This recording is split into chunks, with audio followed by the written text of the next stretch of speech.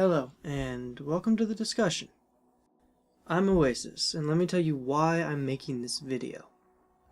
To start off with, this video is one of a group of videos that will be released over time.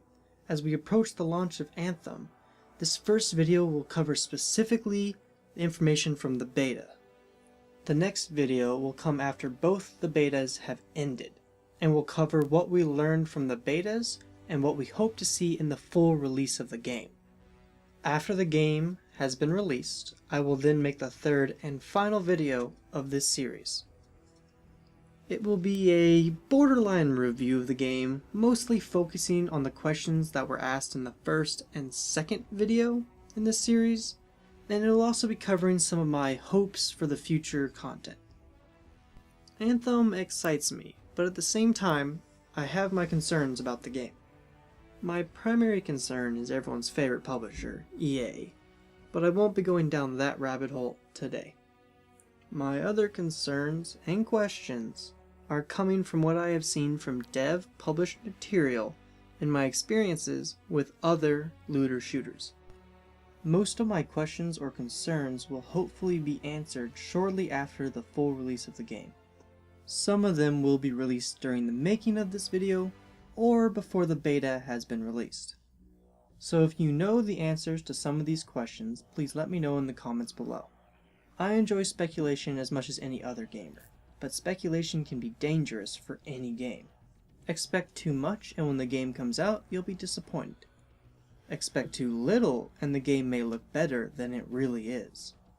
I hope to learn about the things that have been confirmed and then speculate off of them. I would hate to start speculating on top of a speculation.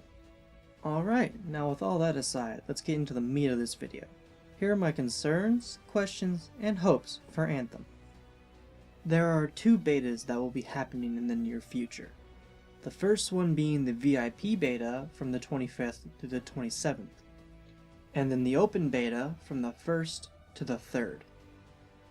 I understand that this will not be the final version of the game, but I am hoping that these betas will answer some of the basic gameplay loops, abilities, and design concepts for the game.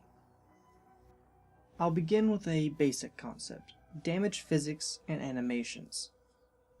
We've seen what happens if your Javelin takes a small hit in the air, with and without shields. Your Javelin won't even flinch. If you are hit by a medium-sized attack, then you will stagger in midair. You won't be able to do anything for a second or two as your character recovers, but you will maintain the ability to stay airborne. Now if you get hit by a large attack like the one shown in the background footage, you will be knocked out of the air and fall towards the ground. But, and yes, this is nitpicking, your Javelin falls backwards for a second, recovers in midair, and then lands on his or her feet. It looks odd to me that you are basically unaffected by this. Though this may just be an early animation, but if it's not, I hope that it is improved. If I get hit by a stone or a boulder that has been thrown by this creature, I want to be sent a decent ways back. But if I get hit by the creature in the E3 trailer, this guy, I want it to look like I just got hit by a school bus. I want to feel like no matter what level I am or how good my gear is, that he could just swap me out of the skies. That would make the game feel more alive to me. I would always be on the lookout for these kinds of attacks, and it'd be all the more important to avoid them. It would make it so that getting hit out of the air is a very, very bad thing. Next, let's talk about world design regarding layout of missions and the playable area around Fort Tarsus. From what we've seen so far, it seems to be a good mix of elevation. Hopefully that makes the gameplay flow smoothly for all the Javelins. But at the same time, I want to see some missions where one or two Javelins are obviously the best picks, and encourages you to play all the classes, not just one. This next gameplay mechanic will honestly be one of the most important things to get right: the enemy's AI. This is something that has been a major issue in a lot of looter shooters, like Anthem. What I'm hoping to see is both competent AI universally and also scaling the AI based on the difficulty level you are on. Let me explain what I mean by this. The AI in most looter shooters can have some major issues, such as blind spots not allowing them to appear as if they are even the slightest threat to the player. Easily found and exploited, making even the most challenging fights turn from frantic movement and shooting into a timely and boring shooting simulator. In Anthem, at every difficulty, the enemy should always be able to find you and engage you, or have a way to do so. There should not be any glitch spots in their range that lets you fight them without them fighting back. But at earlier difficulties, make their accuracy lower and their reaction times slower to compensate and make it, well, easier.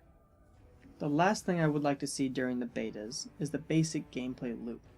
This includes your basic Javelin abilities, how the game's missions will look, and if we'll be able to estimate the approximate length of the story, though this will be difficult depending on what the demo consists of. This concludes my first dive into Anthem.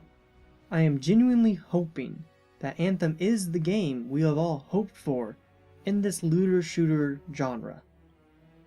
Please let me know your concerns, questions, hopes, or excitement for the game in the comments below. But if you don't have anything you really want to say about the game, but still want to say hello, please do. I'll say hi back. I'm awkward like that. With that, look forward to another video like this in a few weeks once the betas are complete, and also look forward to some footage from the betas in the near future. I'm hoping to be posting some as I play the VIP beta and the open beta. This is the first video in this style I have ever made. The first time I've ever had to write a script and then record my audio and then go into a production software. And it's been difficult. I want to truly thank everyone that has helped me behind the scenes with editing of the script, helping me with the production of the actual video. It means so very much to me. I hope you enjoyed this video, and I'll see you guys next time.